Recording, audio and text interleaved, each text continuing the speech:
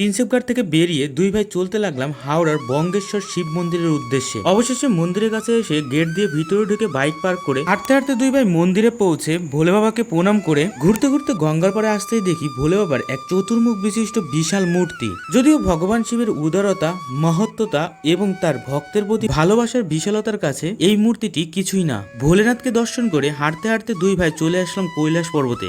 কৈলাস পর্বতের গুহা দিয়ে দুই ভাই ভিতরে ঢুকে দেখি ভগবান শিবের সব বিখ্যাত বাসস্থানগুলি এখানে বিরাজমান। তারপর ভগবান শিবের প্রত্যেকটা মন্দির এবং তার ভিন্ন ভিন্ন রূপের দর্শন করে আমি ধন্য হয়ে ভক্তি ও ভালোবাসা মিশ্রিত হৃদয় দিয়ে তার প্রত্যেকটা রূপকে প্রণাম জানিয়ে তার কাছ থেকে আশীর্বাদ নিয়ে মনকে শান্ত এবং কোমল করে দুই ভাই কৈলাস পর্বতের বাইরে বেরিয়ে এলাম। বাইরে এসে গঙ্গার উপর দিয়ে বয়ে আসা শান্ত কোমল হাওয়াকে অনুভব করার জন্য কিছুক্ষণ বসলাম। তারপর দুই ভাই মন্দির থেকে বেরিয়ে চলে আসলাম বাইকের কাছে। তারপর বাইক নিয়ে বেরিয়ে পড়লাম অন্য জায়গার উদ্দেশ্যে।